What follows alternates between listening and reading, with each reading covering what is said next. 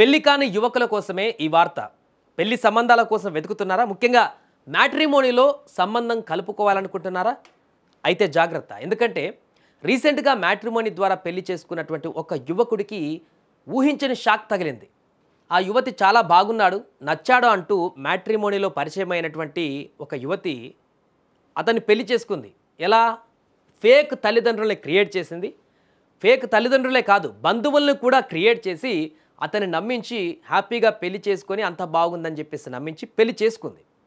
పెళ్లి చేసుకున్న తర్వాత అసలు భాగోతం బయటపడింది. కొద్ది రోజుల వరకు బాగానే ఉంది. కొద్ది రోజులు పోయిన తర్వాత ఇంట్లో ఉన్నటువంటి నగలు డబ్బుతో ఆ యువతి సడన్గా పరారైపోయింది. ఈ ఊహించని ఘటనతో షాక్ అయినటువంటి కుటుంబ సభ్యులు ఏం జరిగిందో అర్థం కాలేదు. వెంటనే అసలు విషయం తెలుసుకున్నారు. వరంగల్ జిల్లా పర్వతగిరి మండలంలో జరిగింది ఈ యొక్క ఉదాంతం. పెళ్లి పేరుతో ఈ పెద్ద మోసం బయటపడింది. మ్యాట్రిమోనీ సైట్ ద్వారా కుదిరిన సంబంధం పైన నమ్మకం ఉంచినటువంటి ఆ వరుడు విజయవాడకు చెందిన యువతితో వివాహం చేసుకున్నాడు. అయితే పెళ్లి జరిగిన కొన్ని రోజులకే 2 లక్షల నగదు, 8 తులాల బంగారంతో ఆ యువతి పరారైంది. యువతి తల్లిదండ్రులు, బంధువులంతా కూడా ఫేకే అంటూ కూడా ఈ యొక్క వ్యవహారంలో బయటపడడంతో ఒక్కసారిగా వరుడి కుటుంబం అంతా షాక్ అయిపోయింది.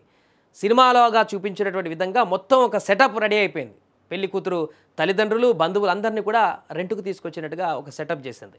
దర్యాప్తులో ఆ యువతి ఇదే విధంగా గతంలో మరో 2 యువకులను కూడా పెళ్లి పేరుతో మోసం చేసినట్టుగా బయటపడింది. మ్యాట్రిమోనీ సైట్లలో ఫేక్ ప్రొఫైలు సృష్టించి విశ్వాసం సంపాదించడం, తద్వారా పెళ్లి నిర్వహించి నగలు డబ్బుతో ఆ ఇంట్లో నుంచి పరారవడం, ఇదే ఆమె యొక్క మోసం. ఈ యొక్క పద్ధతిని అవలంబిస్తుందంటూ కూడా పోలీసులు గుర్తించారు. బాధితుడి ఫిర్యాదు మేరకు ప్రస్తుతం కేసు నమోదు చేశారు. ఈ వార్త వరంగల్లో ఇప్పుడు సంచలనంగా మారింది.